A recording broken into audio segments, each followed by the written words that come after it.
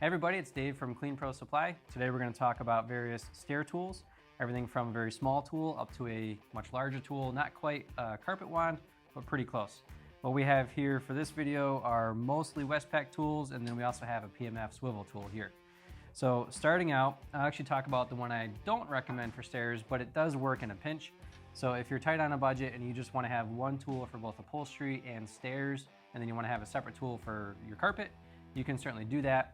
This would be my recommendation for that. It's a single jet, kind of more of a blunt nose, angled upholstery tool, but you can use this for stairs. The downside is you're going to be doing lots of strokes back and forth because of the width. You're going to probably do 15 to 20 strokes across one stair, and then again up the front face, and then again over the bullnose.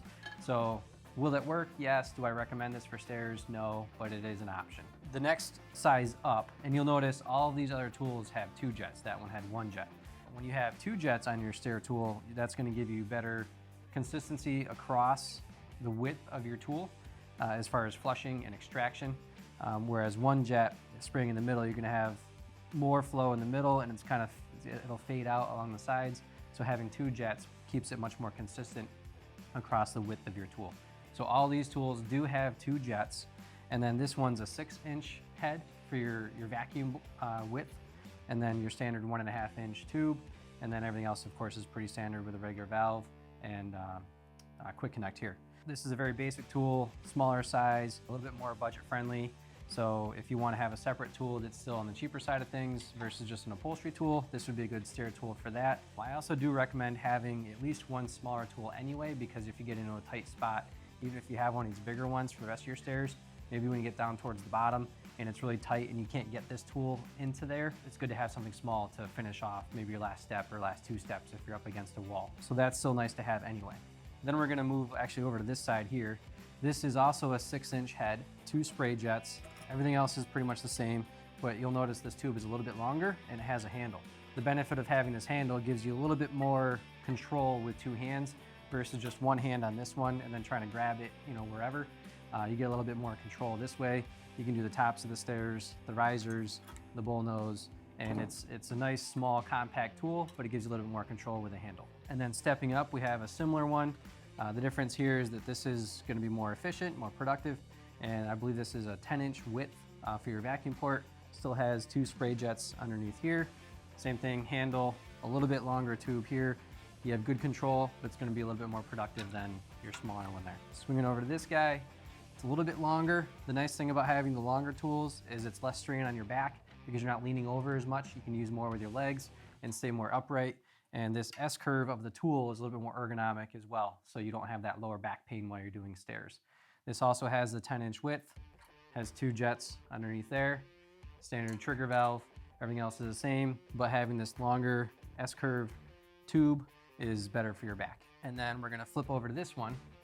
This is also an S-curve, but even longer. I think this is 40 inches long, 10-inch width, 2 jets. So a lot of the same specs, but different shapes, different lengths. Again, this one's gonna be a little bit more ergonomic. So you can do your stairs, your tops like this, then you can turn, do your risers, like this, and you're not leaning over quite as much. So again, less back pain, longer tool, more ergonomic. Now we have 2 different styles over here, these last 2. I'll flip to this Westpak one first. You'll notice this is a straight tube. Some people just prefer the straight tube over the S-curve. Is one better than the other one? I would say no, it's more personal preference. If you have an opportunity to try both, try them both and just see what you like. It's more the angle that you're cleaning at. This one you're gonna clean more like this and then more up like this, whereas the S-curve is a little bit more compact as far as the way you're gonna be using it on the staircase. I personally actually prefer the straight tool over the S-curve, but a lot of people also prefer the S-curve over the straight tool. But we do have both options. Now, for the last one here, this is a swivel tool. This is made by PMF, and this head, if you notice by hand over here, I'm gonna hold this still, this head pivots. You can put it on the staircase, and then you can kind of carve out your corners a little bit better. It's a little bit hard to show without an actual staircase in front of the camera here, but by twisting and turning it, you can get nice tight into the corner without having to move the tool all the way over.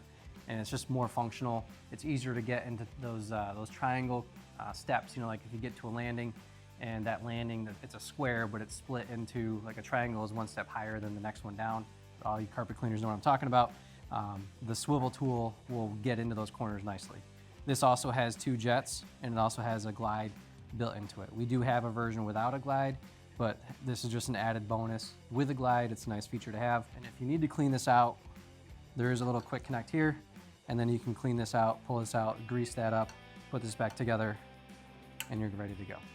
And again, of course, this also has a handle for better control, and you can place this handle wherever you want if you like it further down low or up higher, tighter to this handle here. That's, any placement you want to do is real simple. Hopefully that answers some questions as far as what options we have for stair tools. Even if you have something bigger like this one, or this one, I would still recommend a small one, either like this or maybe this guy, just so that you do have the option of getting into tight spaces. However, if you're just getting started, you need something that's a little bit more budget friendly, then just one of the small ones to start would be great, because then as you upgrade, then you just get a bigger one to add to it. Any questions you have about any of these stair tools at all, feel free to call us at the store, comment on the bottom of this video, we'll reply there, and we're happy to help. Have a good day.